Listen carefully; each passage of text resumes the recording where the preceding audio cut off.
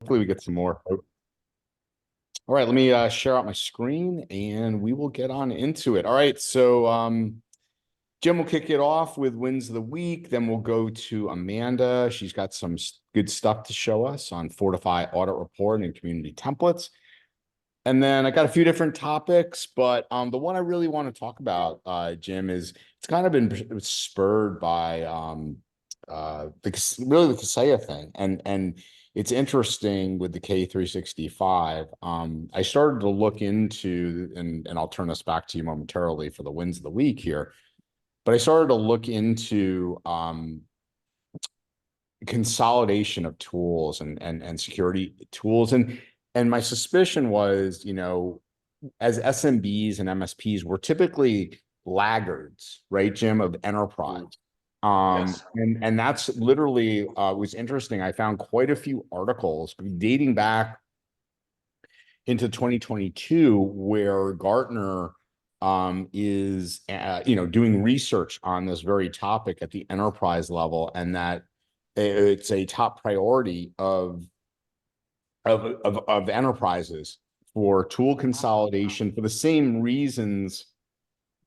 And we talked about this on the last cyber call with Gary, and we had Mike Puglia on and some others, and we were just talking about, we talked a little about Kaseya 365, but the bigger thing that we're going to talk about even further in 2 weeks or the week after Memorial Day is the way this industry will not look the same in 3, 4, 5 years from now. And it can't look the same when the average number of tools an MSP has now is at 40. That's average. That's bell curve.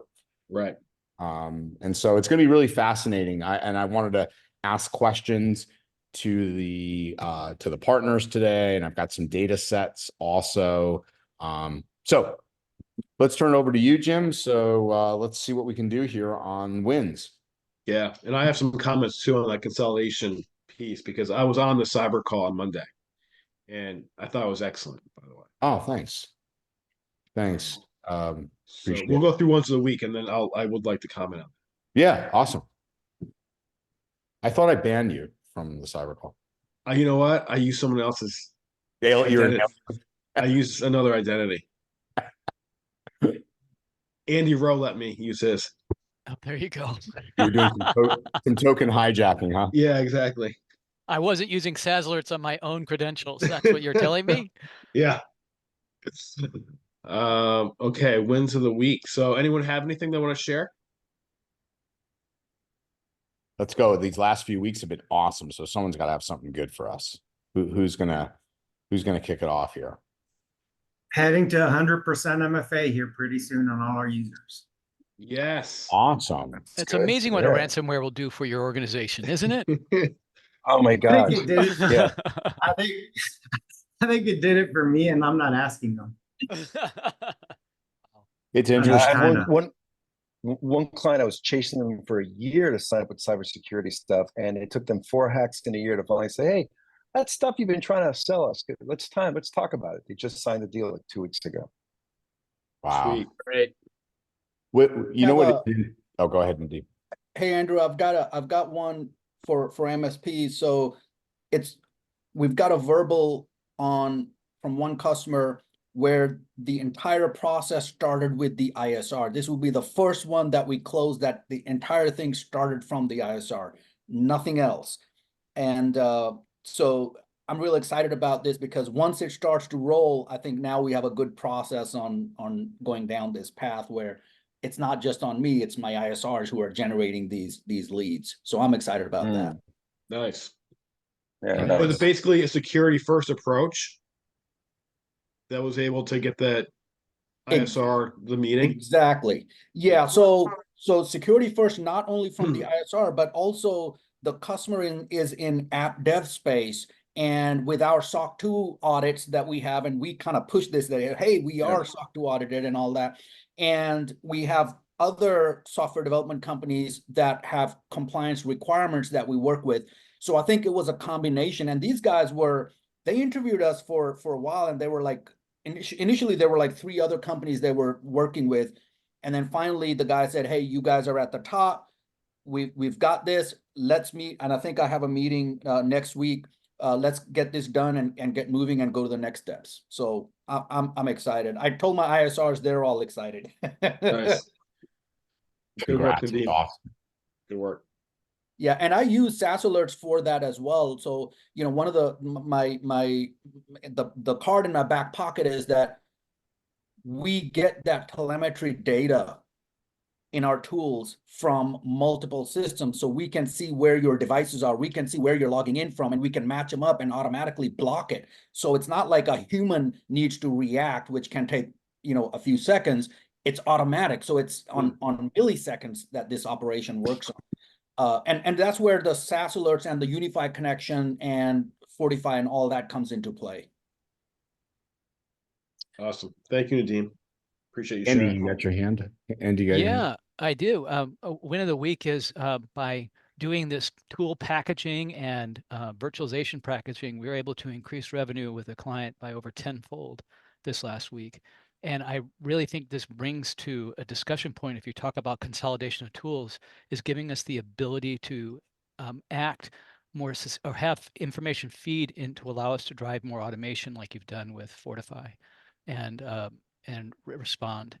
And having this branch out to other tools. I was talking with a different partner, a different vendor around privacy in the cloud for Copilot, because I believe Copilot's going to open up a lot of vulnerabilities to data in a 365 tenant. And they only have the ability to report. They don't have the ability to respond. And that's really, I want to say, a standout for what SaaS Alerts is doing. And if we can get to the data level, that would be incredible.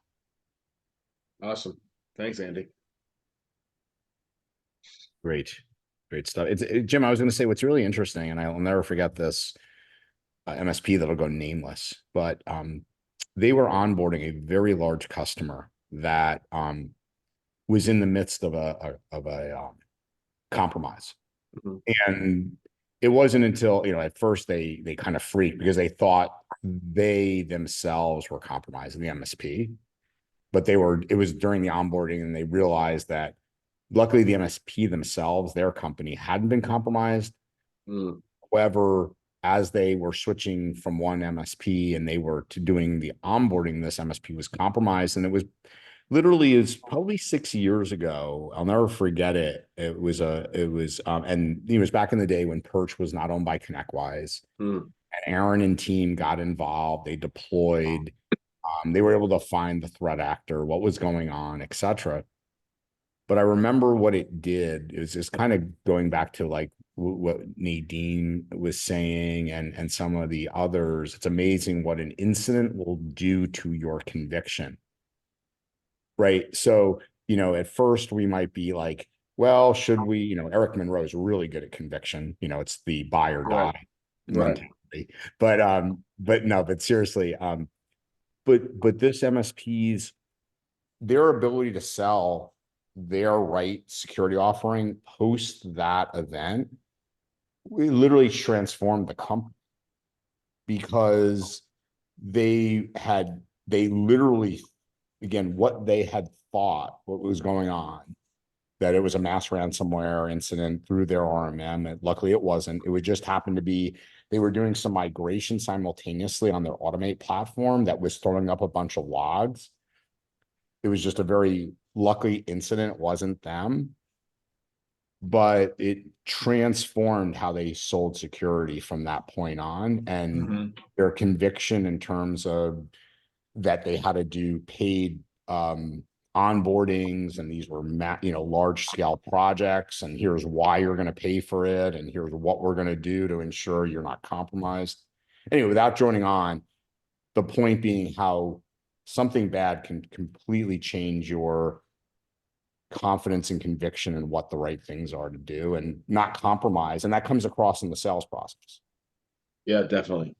So on the wins of the week, this is a win for one of our MSPs of sorts, I suppose, an unfortunate one, that they were able to, with our tools, find an executive inside their organization that was essentially stealing information from the company. Who was it, Jim? The guilty will go unnamed, but it's just a classic example. I think, we focus so much on the external threats when there are internal threats that we cannot ignore. Yeah. And it's one of the reasons why, we're so adamant about pointing out that you need to be monitoring your own tools inside your organization, as well as your own instance of, whatever you have. So, they were able to find it because, of what they were able to uncover. So just something to keep in the back of your mind. It's not just the external, it's also the internal. So Andrew, before we move on, coming back to the cyber call on Monday, I thought it was excellent. And I really, it made me think about a number of things. I know 365 came up in that, and some of your guests that were kind of dancing around some of the things in terms of what they do, and they were obviously not SaaS search partners, because some of the things they were talking about they're still doing manually, which I find still surprising. But nonetheless, they were kind of dancing around some of the things that we know that we can do and stop. But around the notion of consolidation and how this is now coming up in light of the, Kaseya 365 stuff, in many ways, and I think you're going to get into this based on the research you've done, we've already consolidated around Microsoft as an industry, haven't we? I mean, let's get real for a second. Like, 92% of every MSP's customers are using 365. They're all in on 365.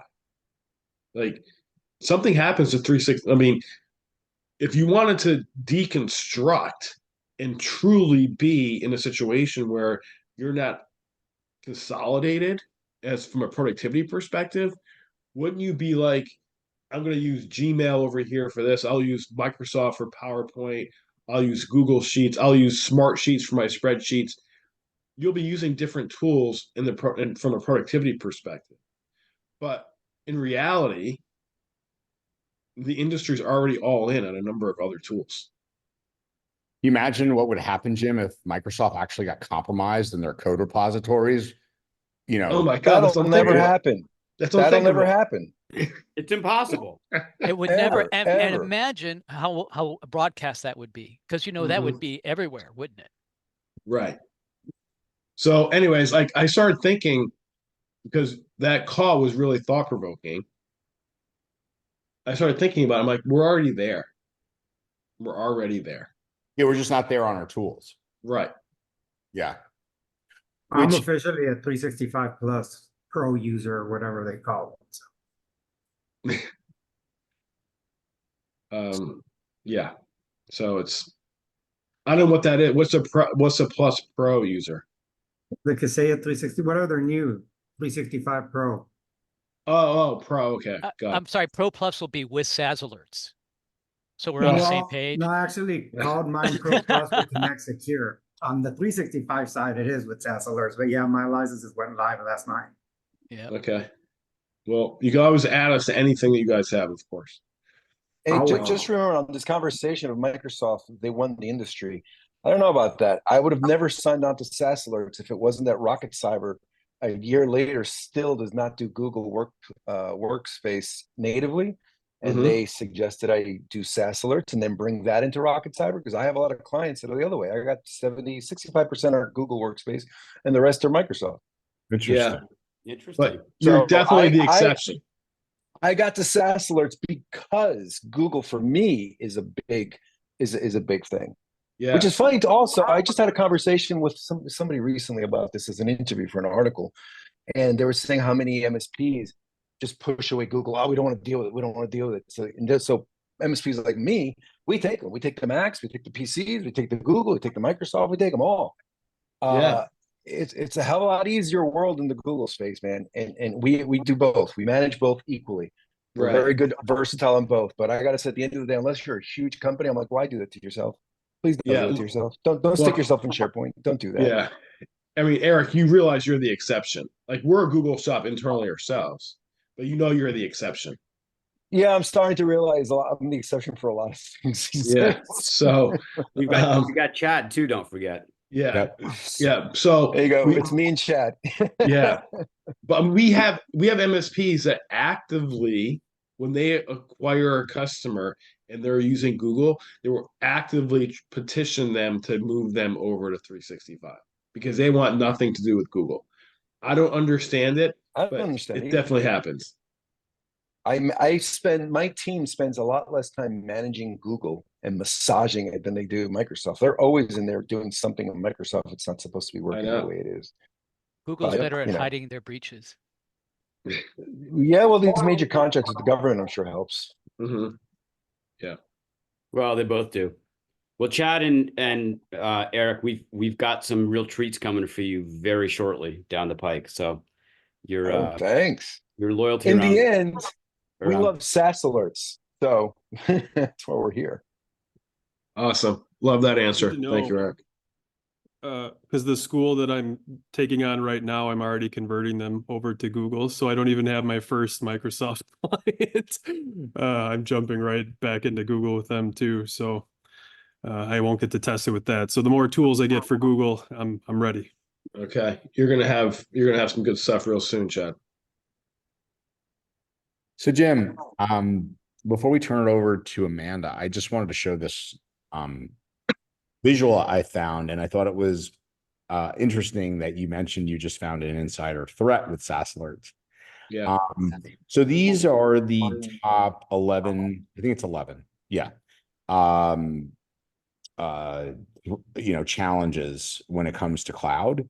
And I thought it would be cool if Michelle and Amy and team were able to, take this and make it SaaS alerts, branded look and feel.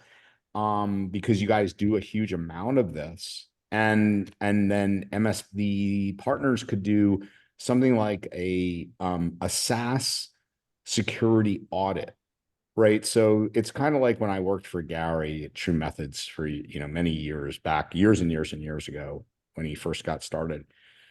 One of the biggest ways in which we would get people engaged as prospects is we would say, hey, we have something called an MRR audit. And we'd ask them, 5-6 questions about their business, and we could really easily calibrate, their profitability, their maturity, etc. And I thought we could let partners use this visual and as a means to get appointments and then have some questioning. Hey, let me ask you, we do something called a SaaS audit where we can, in about 5, 6, 7 questions, get an understanding of your mature, your security posture when it comes to your SaaS environment. So what do you think of that, Jim?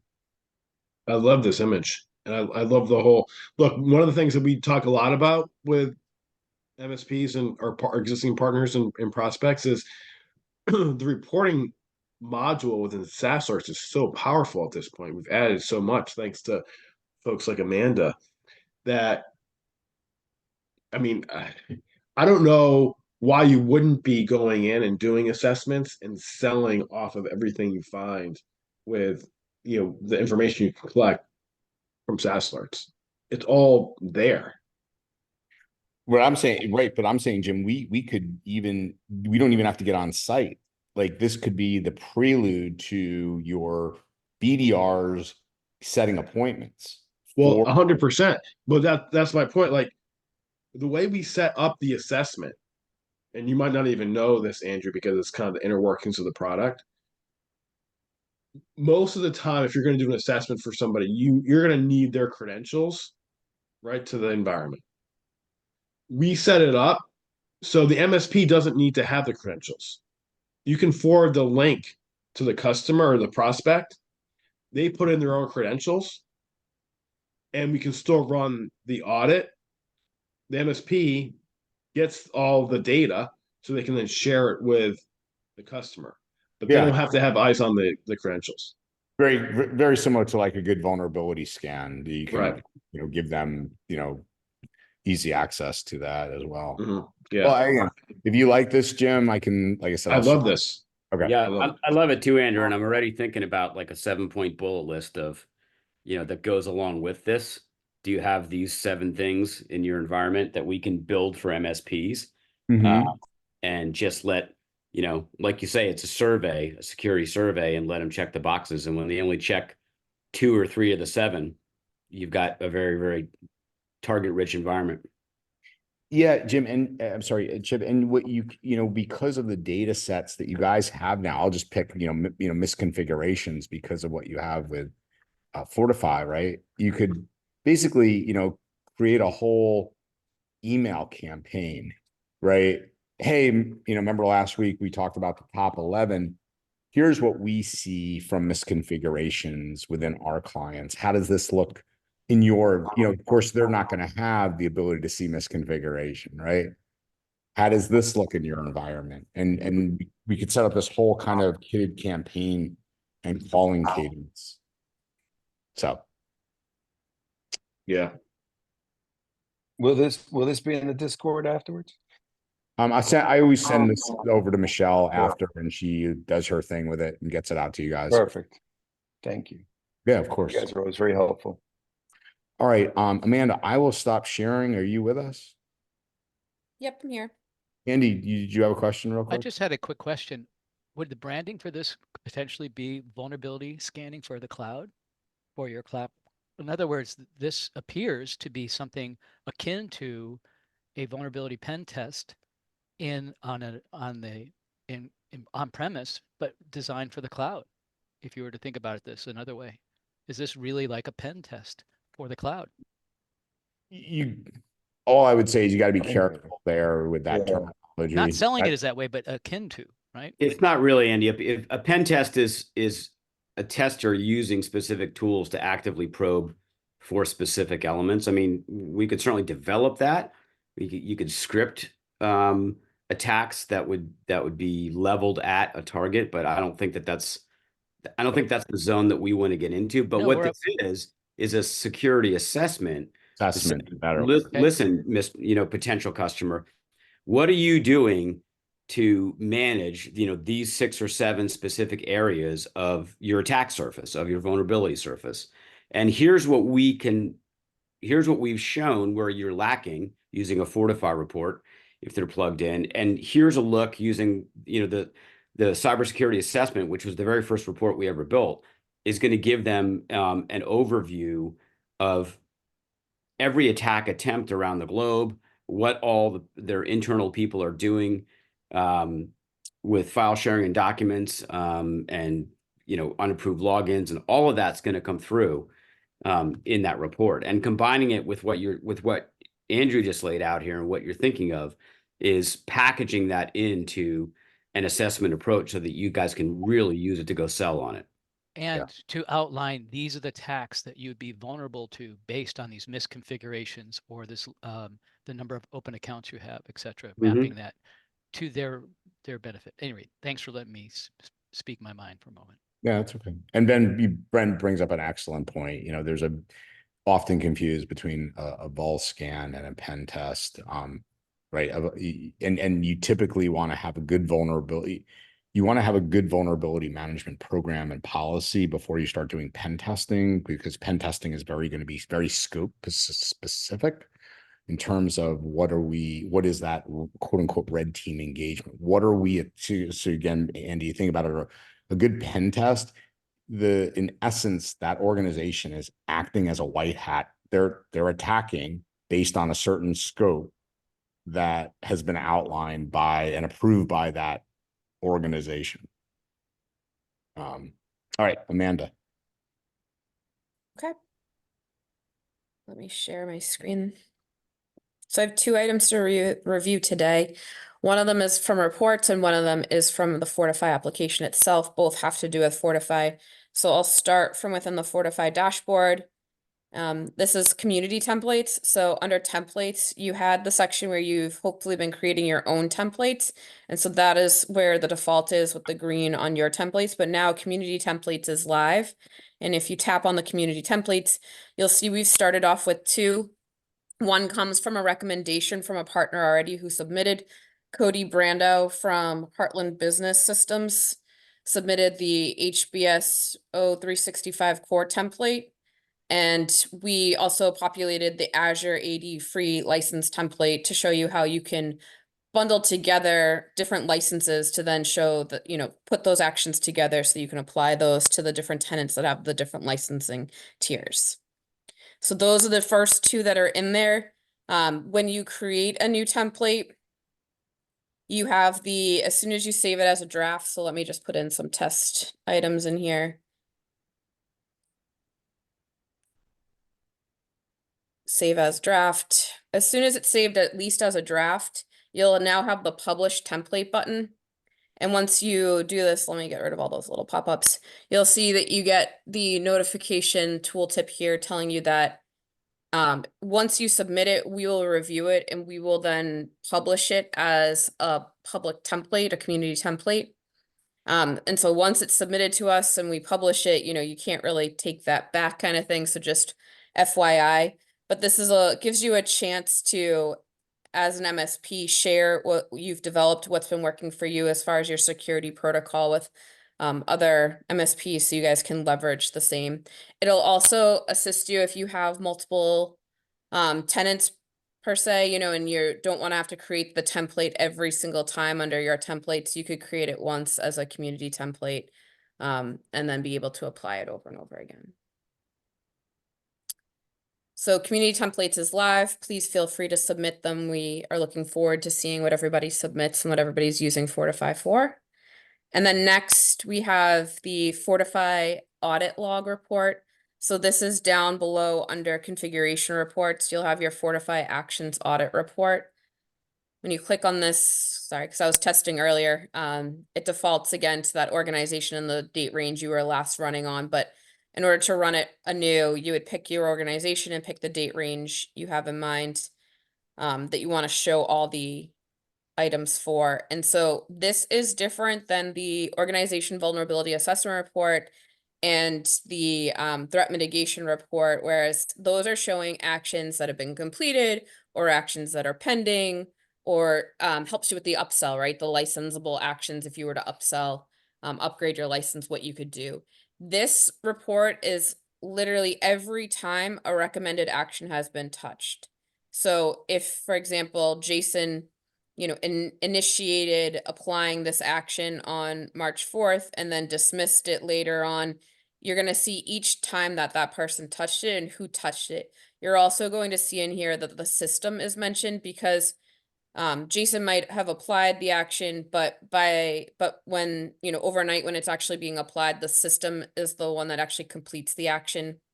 And or if a recommended action regresses, that's Microsoft telling you that something's out of compliance and it's no longer completely applied. It's regressed a little bit. So those are all system related ones. So you'll see the mix of system as well as the actual username who performed the actions, that you have a full history of every time one specific recommended action has been touched.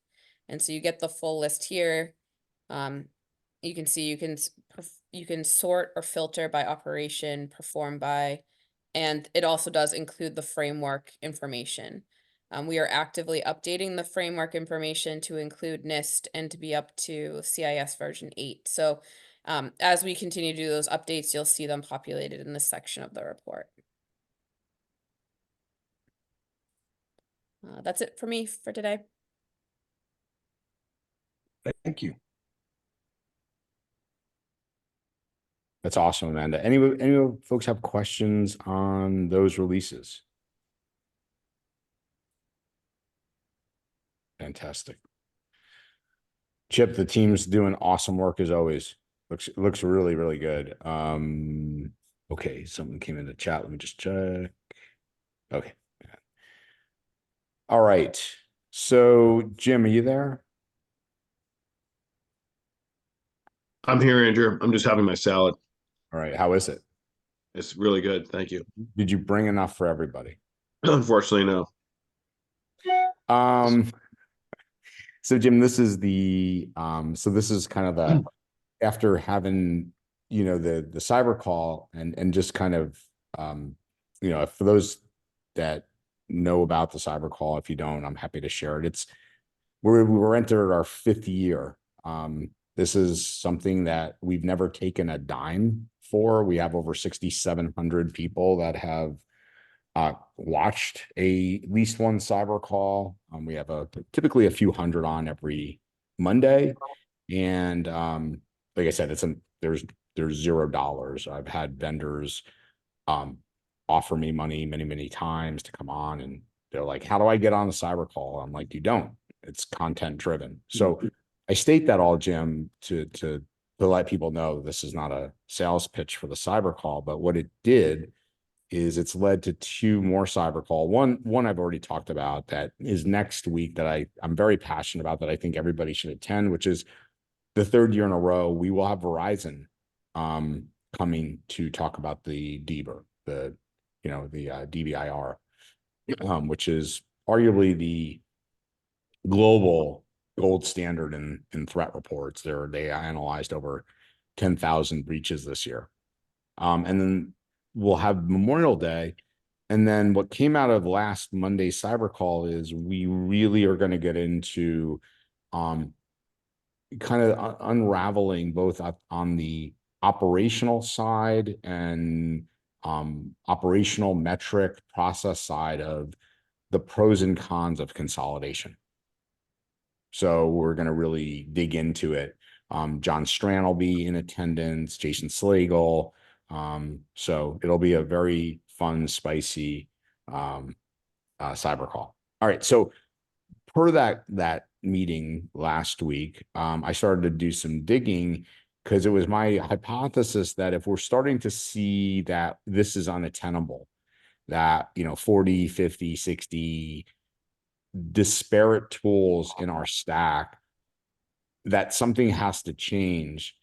I was curious if we are laggards, and it certainly appears we are, Jim, which isn't not a bad thing. It's very often seen in our industry that SMB and is going to lag the enterprise. This is what I found. I found a lot of articles on it, but I wanted to give this headline that this is back in almost, full 2 years ago, that articles start getting published, that, one of the major, in the different articles were like the major initiatives of security departments and organizations is to consolidate tool sets and vendors.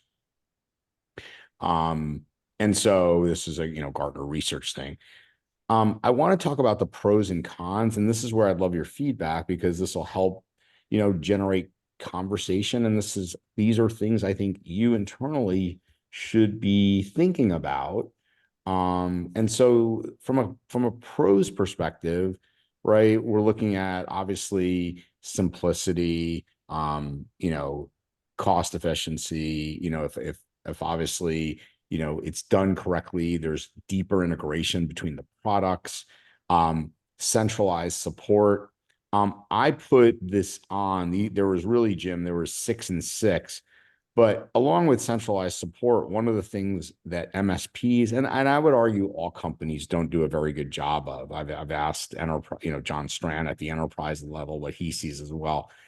They do certainly a better job of it, but it is vendor management and vendor risk management. Eric Monroe, I don't know if you'd be vocal for a second, but something you guys I know have put some resources behind over the past few years, looking at contracts and how you work with vendors. But when you have 40, 50, 60 vendors, to do that right, there's a lot of work behind it. Fair?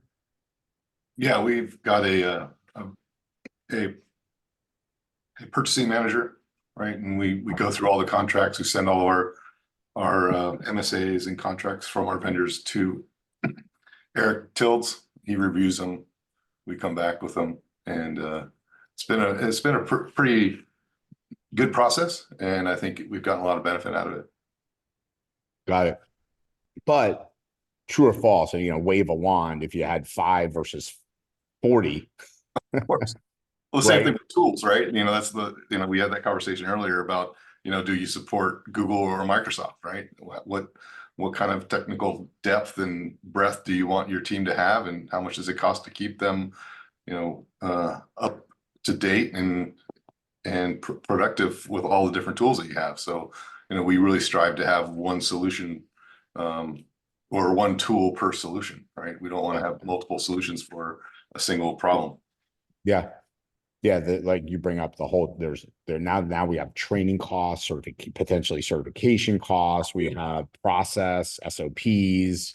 Right, we got to pay for, user accounts on both, or, for both cloud solutions, right? If you've got both, your exposure levels doubled if you're using multiple cloud services. So it's a lot of things to kind of take in. I'd like to support everything everywhere and take everyone's business, but is that profitable or manageable? Right. Right. Which you bring up here, reduce skills gap, right there.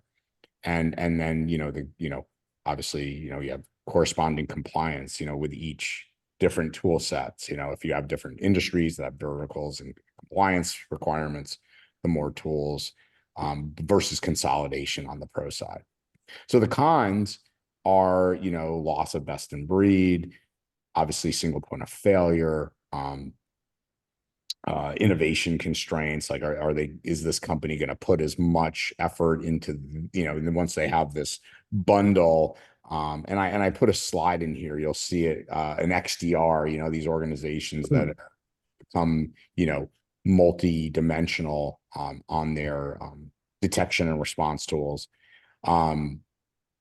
Is there, lock-in, from a contractual standpoint, concentration of risk, and obviously the impact if it was a smaller specialized vendor. So anyone have comments, thoughts on this list? And is this something that, you've looked at personally in your organization about, the amount of tools you have and trying to, start to bring that down, in terms of management and consolidation? So Process and automation is going to be huge within your different tools, right? How are you going to build in AI and automated tasks to reduce efforts? Sure. Yeah, especially if you're going to use like automation tools like Roost as an example, Eric, where you're going to have APIs to try to automate tasks, onboarding, offboarding.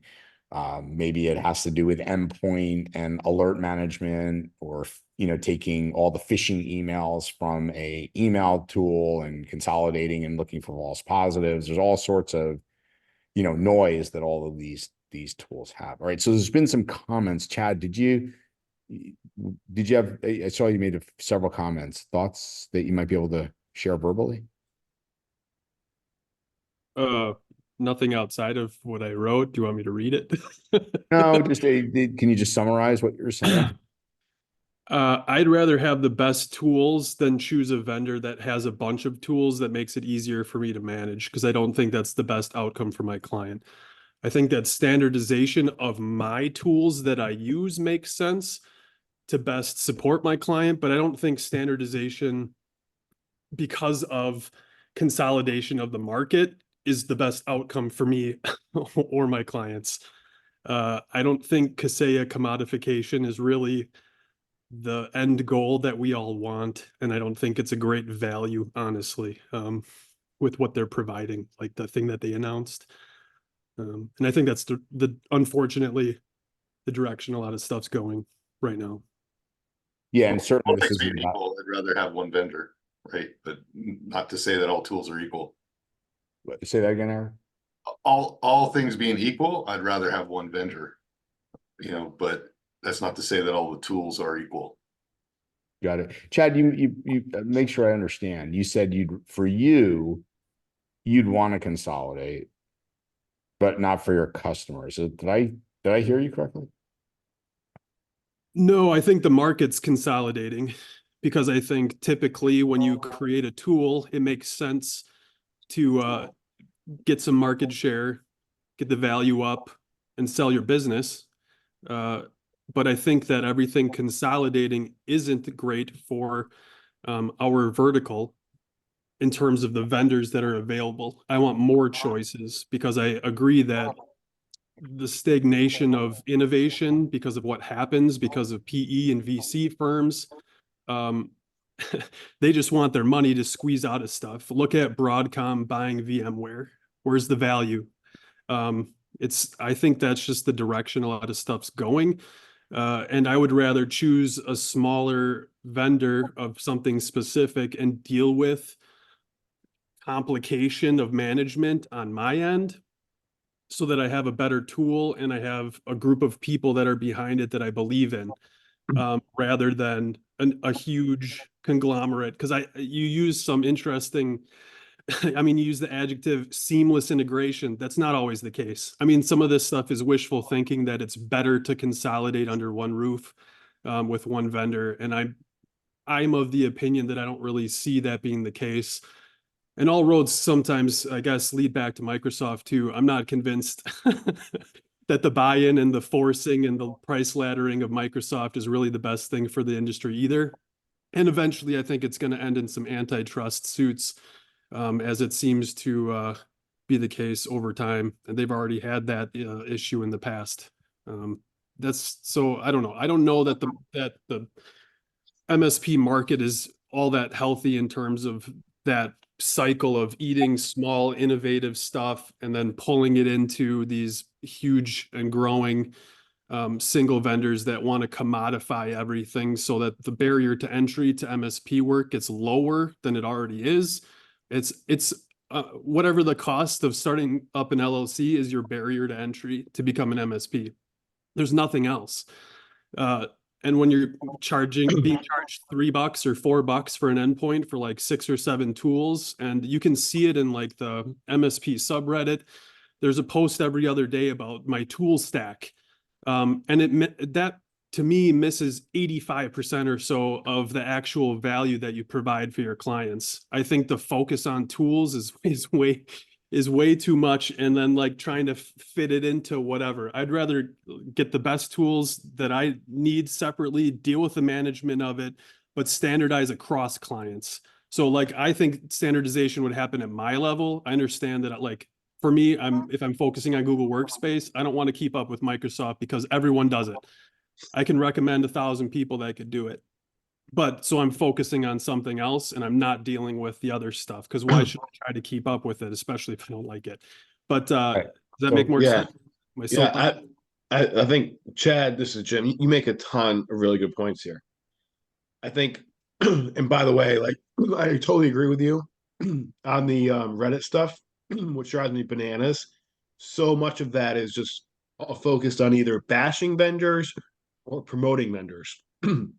That's what that subreddit thread seems to do. But there's so much more to being an MSP than what tools you use. And I think that gets lost so much. And look, we now have 1,000, as of today, 1,025 MSPs. I'm not going to name them, but we see the competence difference between them. Like we now have a pretty good sample, and there's some that don't know a whole lot about what they should know a lot about, and there's some that know a ton. And over time, that level of expertise around and level of commitment and level of service comes through. Yes, you're 100% right. The barrier to entry to get into the MSP space is extremely low. But the ability to provide over time a quality product, or I should say service, quality service that encapsulates all of those tools, I think is a distinguishing factor across the entire, certainly over time, across the customer base. And that's what's going to allow you, the MSP, to compete long term. Ultimately, I think MSPs should want lower cost tools that in some cases are consolidated to make it easier from a vendor management perspective, because it's your secret sauce and how you deliver the end solution that really matters. Right. Yeah, Jim, you summed it up well in that last statement. Like, look, everybody can make, as Gary said, everybody can make chocolate cakes, and the best bakers on the planet can give you all their ingredients, literally, but it's never going to taste like theirs. But to some of your awesome points, Chad, again, this isn't about you should or shouldn't. This is about what's going to happen in the industry. And again, I think Jim's point of when you look at across a large sampling of MSPs and you start to look at the bell curve, Jim, I think what you're saying too is when you look at best in class MSPs that have scale, that can deliver, at tens of thousands of endpoints across hundreds and hundreds of customers and do it securely, they have to take into consideration consolidation and efficiencies of tools. And I think that's really what you're saying. Is that fair? 100%. I mean, Process and automation and process automation, culture, commitment to the customer. I mean, the group of folks we have on this call, you're obviously committing to getting better because you're on this almost every week. And that shows a level of commitment to quality and improvement. Yep. We encounter a lot of MSPs that they all but say they don't care about the security of their customers in some cases. We talk to a lot of MSPs that don't end up signing with us, and the indifference they have about the how they secure their customers' environments is mind-boggling and shocking. And I want to get up a call and I want to like immediately report them. If I could report them to a compliance regulator around MSP quality, I would. Unfortunately, that doesn't exist. Yeah. But there's so many points of difference that you can make outside of the tools that you use. I agree. Yeah, Andy. I just wanted to make an observation, and that is, as a pro with vendor consolidation, I'm able to influence the vendor to help enhance the tool. That's one. And also, I don't know how a business, an MSP, can take on what's coming at us like a freight train, which was artificial intelligence, and how we're going to enable, protect, defend, identify all those aspects without a very streamlined and effective process to capture these events and automate responses to them. I see this as being a tremendous, it's like, it's coming at us at 100 miles an hour. And I think that's honestly where we need to be focused as MSPs, is how do we protect our customers from the technology that's supposed to enable them at the same time. Yep. Yeah, Good Andrew, I'd follow on what I heard listening between the lines in Chad's comments was first and foremost, it's the quality of the tools, and he wants to, and if he has to handpick from different vendors, he will. But I also think I heard him say that if the quality that he needs is there and it's packaged from one vendor, that's even better because it does make it easier to manage. So I think I hear a challenge really that Chad just laid down to the vendor community to say, this would help MSPs if the best tools are managed by the best vendors. Yeah, The one go ahead. the one thing I wanted to add to that is whether there's different vendors, because I think, simplified billing and maybe there's more leverage over one consolidated vendor, but being able to truly get the best in breed. And then for all these different things that we need to do to secure our clients, they still require functional understanding of what all the tools do. So the benefit, like whether I buy 5 functions from one company, my billing is simplified, but me and my team still have to understand how each one works. So I don't really see that big of a benefit in the consolidation. You're going to have to learn, what are the reports, what are the tools, how do you leverage this for your clients? How does it help security? You still have to know all that and learn all that and master all that, regardless of what umbrella it sits under from a billing perspective. Very true, Ann. I think that like if we could put it in you make an excellent points. I think the theory, I'm air quoting Ann, the theory, right, would be, and if you look at this next report here, which is going to be backed by data I'm going to show you, we know that technology is where threat actors are living. They want supply chain, and they are, extrapolating vulnerabilities at a rate that we've never seen before. So as an example, I'm going to show you two data sets from Verizon that we're going to talk about on the cyber call this week. Data set number one is that the vulnerabilities exploded in 2023. Because obviously this report lags.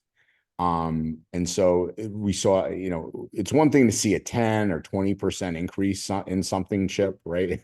But when you see 180% increase in something, that's pretty profound. Now, granted, Move It, as they say, gave a pretty good bump to skewing that data set. 3CX gave a pretty good bump to skewing that data set. Are you showing a slide, Andrew? Yeah, is it not showing? No, we don't have it. What do you see? I don't see it. Does anybody else see it? I see the Verizon DBIR 2024. Yeah. Oh, maybe I it's just see it. me. That's weird. That's what I'm seeing. You got the 180% fold increase? Yep. Okay, good. So that's one thing. So, and the thing I want to point out here, just to counterpoint you're exactly right. We do have to, learn all these tools, this and that. But the counterpoint to it is the more tools we have, right, the more the threat actors have, in essence, a footprint, right? The wider the footprint. And it also dovetails into this, which is the first time Verizon's ever tracked supply chain. And a vast increase, right? So these are the two things that these last two slides I'm showing are some reasons. Again, it's not about, hey, I'm pro Kaseya 365 or whoever is consolidating. It's more so looking at the larger macro risk for us as MSPs of why to or why not to consolidate. These are two very telling signs of the more vendors and solutions we have, right? Our risk is going up relative to these two types of attacks. Is that fair? Chip, thoughts on that? I think it's a fair statement. I think Verizon's DBIR data probably looks at the term supply chain attacks a little differently than we do in the MSP world, because they're looking at industrial supply chains as well, not just software tools and that sort of thing. You mean like ICS and SCADA, you mean? Yeah, exactly. Okay. But I've never thought of this in this way before. We saw Enable and Kaseya and basically all the RMMs at some point or another have had compromises, and we call those supply chain attacks internally. But to the extent that all of the other MSP tools allow a vector for the MSP to unwittingly be almost a one-off supply chain attack, that's a topic it'd be interesting to start exploring. Well, yeah, it would be, and just anecdotal. I mean, exploring in terms of gathering data, Yeah. Yeah, we did a whole, I posted this on my YouTube about this data flow diagram exercise we did with Ryan Weeks on one of the cyber calls. And it's just interesting, like on average, like the number of APIs that are automatically given admin credentials and tied to PSAs and RMMs, Chip, are pretty substantial in most MSPs as well. So anyway, as I wrap up today, we had Corey Clark on the cyber call, and we talked about, XDR. again, it wasn't about pitching XDR. It's about why are XDRs becoming in vogue? And part of it is, right, because if we can consolidate doing something and aggregate all those logs under one roof, it's why, for example, Chip, you guys are doing what you're doing, right? We're not just looking at alerts anymore. We're looking at configurations. We're tying it to geolocations and tool sets, and right, the more things we can do under the roof to look for anomalistic behavior, the more valuable your tool is. So I'll wrap up with this slide here, which is, when we look at third-party risk, this would be the negative to consolidation, right? We're consolidating this. This would be potentially, Chad, putting it in your corner again, which would be, we're consolidating risk, both from a cyber and operational side, financial, strategic, and compliance side. So, yeah, so that's what I had today. And I appreciate you guys chiming in as always and giving thoughts and your passionate feedback. We had some chat here. Did I miss anything? Eric, you mentioned a few things. Any things you wanted to share in closing? And then Daniel, you brought up a good set about, I'd love to hear you maybe in closing about, you constantly reevaluate your tool set. Is there a process that you guys have that under guys that how you go about doing it?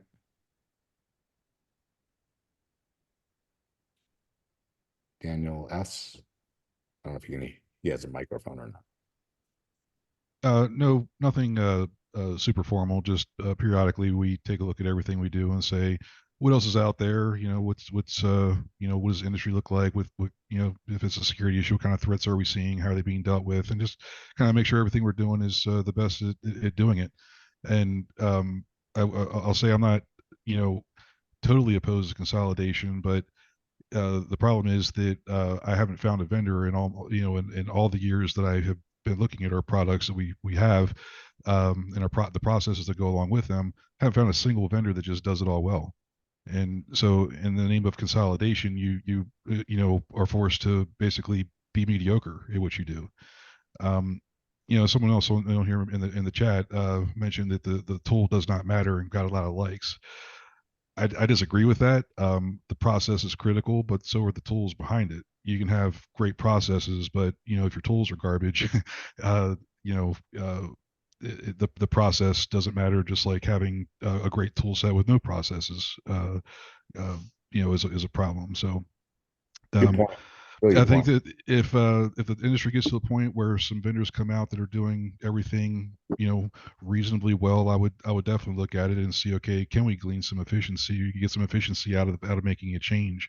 But if I have to have 10 different products to do something that one good 10 different like best of breed products that it will do what one mediocre one will do, and that requires more time, then if that inefficiency, I just need to increase our service costs potentially if that's going to be a problem. The customer doesn't care if I got 10 tools or one. What they do care about is if a data breach happens, right? And if I'm using a mediocre tool set because it's more cost effective for me, or I can get in that race to the bottom to see how little I can charge relative to my competitors, that's not going to matter to them when they have that data breach, right? So that's it. Just I would make the argument to use the best tools. Thanks for that, Daniel. All right. Well, again, thanks for everybody for another fantastic SASE call. Chip, Michelle, and team, awesome seeing you, and Ben, and look forward to seeing you all this time next Thursday. Make it a great one, everybody. Bye, guys. Bye, everyone. See you next week. Bye, guys. Have a great weekend.